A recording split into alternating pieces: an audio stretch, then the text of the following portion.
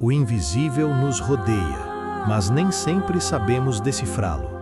Muitos sentem o peso de uma presença, o arrepio de uma ideia ou o eco de um mundo que não se vê com os olhos. O que você está prestes a compreender não é um fenômeno sobrenatural, mas uma ciência da alma. Baseado na investigação profunda de Allan Kardec e nas lições transformadoras de Divaldo Pereira Franco, este vídeo é um guia sobre a mediunidade e o mediunato. Não se trata de dom ou privilégio, mas de uma faculdade orgânica, uma antena sintonizada com a eternidade. Antes de cruzarmos esta ponte, convido você a se inscrever no canal O Prisma Invisível, deixar o seu like e ativar as notificações. Sua presença aqui fortalece nossa busca pela síntese da consciência. A partir de agora, silencie as vozes do cotidiano. Prepare-se para entender que você não é apenas um observador do universo. Você é o canal por onde ele se comunica. Bem-vindo ao despertar. Bem-vindo ao Prisma Invisível. O que é a mediunidade? Segundo Allan Kardec, qualquer pessoa que sinta em algum grau a influência dos espíritos é considerada médium. Ela funciona como um instrumento de intercâmbio entre diferentes esferas de evolução e é independente da moral do indivíduo, embora o seu uso dependa das qualidades morais de quem a possui. Definição e natureza orgânica. A mediunidade é definida como a faculdade que permite a uma pessoa sentir, em qualquer grau, a influência dos espíritos. Faculdade orgânica. Diferente de uma conquista espiritual ou privilégio, ela é uma aptidão do organismo humano, comparável à memória, à inteligência ou à razão.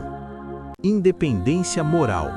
Por ser uma característica do corpo orgânico, o seu desenvolvimento não depende da moral do indivíduo. Entretanto, a qualidade do uso dessa faculdade e o tipo de espíritos que o médium atrai dependem inteiramente de suas qualidades morais. A mediunidade como instrumento de intercâmbio. A função primordial da mediunidade é servir de ponte ou ministério de intercâmbio entre diferentes esferas de evolução. Universalidade. Não pertence a grupos ou castas específicas, é inerente ao espírito, que a utiliza tanto encarnado quanto desencarnado. O bom médium. Ser um bom médium não significa ter facilidade de comunicação, mas sim ser simpático aos bons espíritos e contar exclusivamente com a assistência deles. Aqui, a moralidade se torna onipotente, pois define a sintonia com esferas superiores. Manifestações iniciais e percepção extrasensorial. No início, a mediunidade pode ser confundida com doenças, pois não possui sinais externos ou síndromes que a identifiquem claramente. Ampliação da percepção. O médium registra dimensões que extrapolam o fenômeno normal. Sem o devido preparo ou equipamento mental, isso pode gerar estados de ansiedade, medos injustificáveis como claustrofobia ou medo da noite e sensações de mal-estar. Confusão diagnóstica. No campo intelectual, essas percepções podem ser erroneamente confundidas com alucinações auditivas ou visuais. É importante ressaltar que a mediunidade em si não causa doenças. O que adoece o indivíduo são suas próprias dívidas perante as leis divinas e o desequilíbrio emocional. O medionato. O termo medionato para designar casos raríssimos de mediunidade com fins missionários e gloriosos, como o exemplo de Francisco Cândido Xavier. Para a maioria, porém, a mediunidade é um recurso de progresso que exige educação e vigilância constantes. Manifestações e sintomas.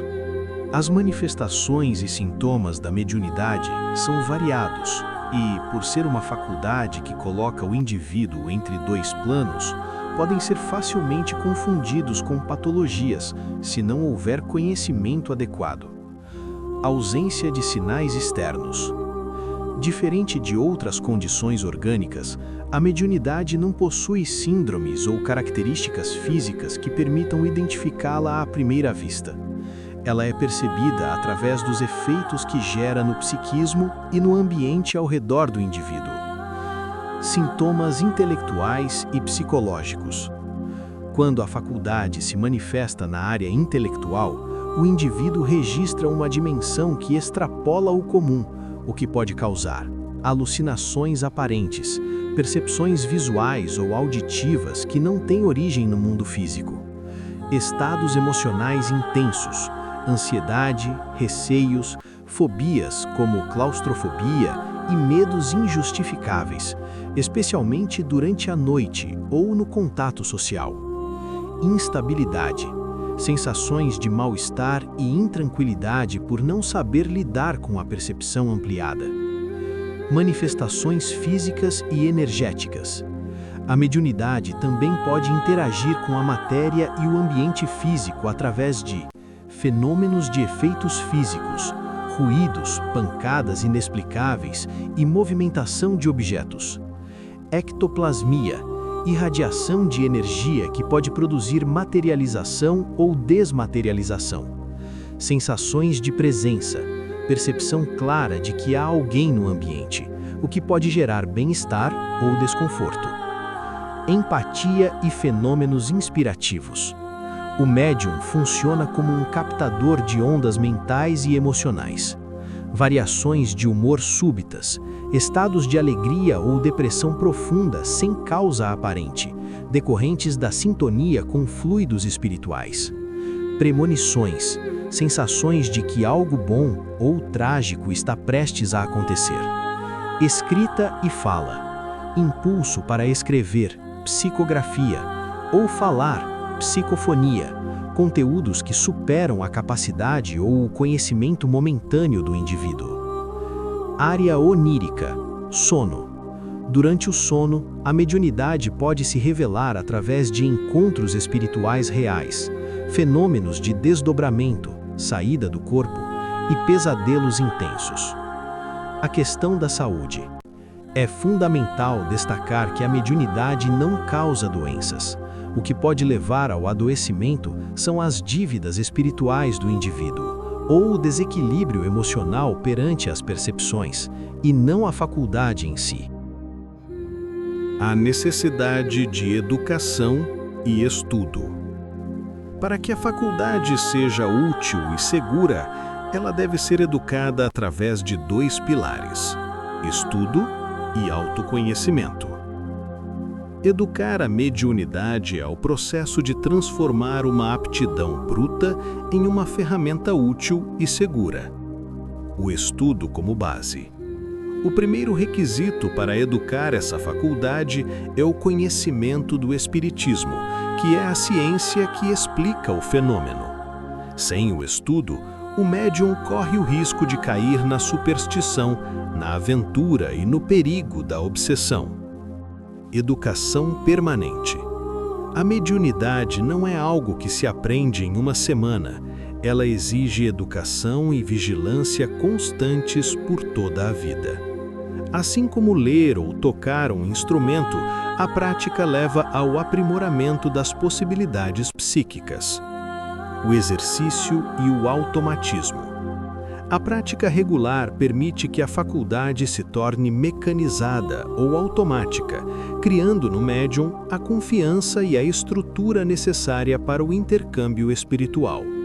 Contudo, o exercício deve ser equilibrado, pois o abuso pode gerar fadiga e estresse. Autoconhecimento e vigilância. Conhecer-te a ti mesmo é a chave para o progresso. O médium precisa vigiar suas próprias falhas e vaidades para não ser enganado por espíritos levianos que prometem missões fantasiosas. Além disso, deve ter critério para analisar as comunicações, não se impressionando com nomes pomposos. Moralização. Educar a mediunidade não é apenas uma questão técnica, mas moral. A disciplina moral é indispensável para atrair espíritos nobres e simpáticos, garantindo a assistência de bons guias. Esses pontos ajudam a mostrar que a mediunidade segura exige responsabilidade e esforço contínuo. O mecanismo do transe. O acoplamento perispiritual. O fenômeno não ocorre por uma entrada do espírito no corpo do médium como água em uma garrafa. Concentração. O médium, ao se concentrar, exterioriza seu perispírito. Sintonia. Esse perispírito exteriorizado torna-se o receptáculo para a comunicação. O fenômeno se dá pelo acoplamento perispírito a perispírito. Os 3 níveis de transe. O transe pode ser classificado em 3 ordens distintas, dependendo do grau de liberdade da razão do médium. Consciente. O médium sente-se apenas inspirado pela entidade. Semiconsciente. O impulso espiritual é mais forte que o raciocínio e o médium perde parte dos parâmetros lógicos. Inconsciente ou sonambúlico. Ocorre um bloqueio temporário da razão. O médium tem a sensação de um sonho fragmentado, do qual pode não recordar os detalhes exatos após o transe. Consciência e controle. Um ponto crucial para desmistificar o fenômeno é que o médium sempre sabe quando está em transe. Consentimento. Nas comunicações nobres, deve haver a anuência, a concordância do médium. Não há violência. Obsessão versus transe nobre. A violência ou a sensação de ser tomado à força só ocorre em casos de obsessão, que são processos de vingança espiritual. Automatismo e mecanização. Através do exercício repetido, o médium desenvolve a capacidade de transitar entre as faixas de consciência. Analogia da datilografia. Assim como alguém que aprende a digitar ou tocar um instrumento, o exercício cria um automatismo. Com o tempo, o médium ganha estrutura e confiança, permitindo que a faculdade funcione de forma mecânica e segura. Limites de energia. O transe consome fluido animal, energia física. Desgaste. Se o médium abusar do tempo de transe, a energia se esgota e o intercâmbio desaparece, podendo levar o indivíduo a um estado de autossugestão ou fadiga extrema. Recuperação. Essa energia é reposta através da alimentação, descanso e, em alguns casos, pela aplicação de passes. Ética e finalidade. O medionato. A mediunidade não deve ser usada para fins fúteis, como encontrar tesouros ocultos ou prever o futuro material. Gratuidade. Deve-se dar de graça o que de graça se recebe. Profissionalizar a mediunidade, simonia, afasta os bons espíritos. Caridade. A função nobre da mediunidade é o progresso da humanidade e o exercício da caridade. Moralização. Espíritos elevados são atraídos pela afinidade moral. Portanto, o médium precisa se transformar moralmente para servir de instrumento aos bons espíritos. O conceito de medionato. O termo medionato foi criado pelos espíritos para caracterizar casos raríssimos de mediunidade com fins exclusivamente missionários ou gloriosos. Um exemplo clássico citado é o de Francisco Cândido Xavier. Para a vasta maioria, porém, a mediunidade é um recurso de progresso espiritual que exige esforço e não confere privilégios. a finalidade nobre versus futilidade. A verdadeira função da mediunidade é promover o progresso da humanidade. O que não é, ela não serve para descobrir tesouros ocultos, heranças, pessoas desaparecidas ou objetos perdidos. Riscos. Tentar utilizar a faculdade para fins materiais ou fúteis atrai espíritos ociosos e brincalhões, colocando o médium em uma faixa de intercâmbio negativa e perigosa. Ética e gratuidade, contra a simonia. A mediunidade deve ser praticada com base no princípio de Jesus: dar de graça o que de graça se recebe. Simonia. Profissionalizar a mediunidade ou cobrar por seus serviços é considerado um crime de venda de coisas sagradas. Consequência: os espíritos nobres não têm obrigação de acompanhar quem mercadeia com o intercâmbio. Eles abandonam o instrumento, que passa a ser explorado e ridicularizado por entidades levianas. Moralização e caridade. A mediunidade se agiganta quando colocada a serviço da caridade. Lei da afinidade. O médium atrai companhias espirituais de acordo com o que ele é. Por isso, a disciplina moral é indispensável para atrair entidades respeitáveis. Caridade real. Diferente de simples crises de filantropia, a caridade mediúnica exige abnegação, renúncia e controle sobre as próprias imperfeições. Deveres sociais e equilíbrio.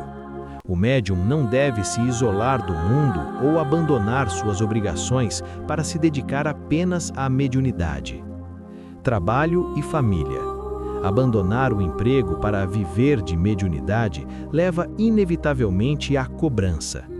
O Espiritismo recomenda que o médium cumpra seus deveres sociais e familiares, sendo o lar o primeiro campo de exercício do amor. O benefício do veículo. Quem se dedica ao bem torna-se o primeiro beneficiado. Como diz a metáfora, quem é veículo do perfume, terminada a ação, fica perfumado. Chegamos ao fim desta reflexão, mas o intercâmbio com sua própria consciência está apenas começando.